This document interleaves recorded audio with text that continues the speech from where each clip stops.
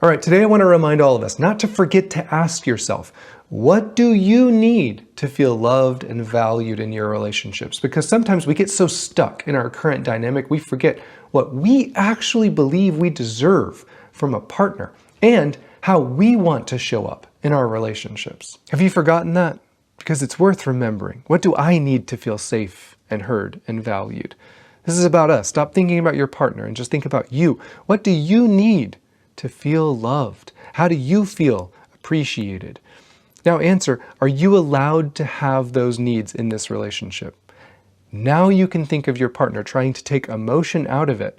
Have they shown you that they're capable of or interested in meeting those legitimate needs? If the answer is no, there's no point in continuing to fight with someone over needs they don't plan on prioritizing.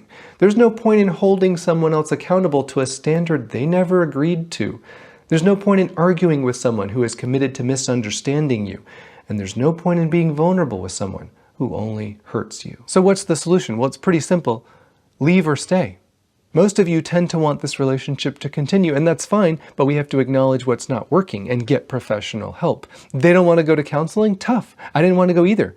This is a time you need to be assertive. Say, I made an appointment with a professional this date at this time because I love us. Now give them a choice. Say, do you want to work on this relationship with me so we can learn how to strengthen our love together, or do you want to break up?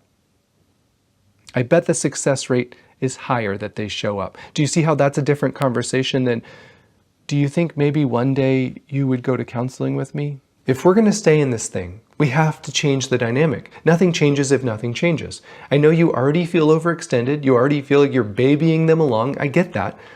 But you need to start taking accountability for the areas you can change. Yes, there's a lot you can't change, but there are some things you can change. If you're always fighting, it takes two to fight. Take responsibility for that and say, I'm not going to fight with you anymore. We can talk, but I'm not going to fight because we both deserve better than that. How do we do that? By making a commitment to ourselves to show up as the best version of ourselves. That means getting rid of your own destructive habits like criticism and blame and defensiveness and dismissing feelings and name-calling and staying in a fight when you're flooded, resentment, avoidance, silent treatments, passive aggressiveness, whatever it is. Let's start owning it and realizing why we're doing it, what feelings are underneath. Hint, it's always a fear of being vulnerable. Listen, we love to talk about how we're the mature partner. Let's prove it. Let's learn about how we feel loved. Let's learn how to express our needs. Let's learn about setting healthy boundaries around disrespect and neglect. Let's learn about building our self-worth. Let's learn about how to dictate a conversation with kindness and curiosity instead of criticism and blame. Let's practice vulnerability. Yes, it's hard, but it's also what maturity looks like.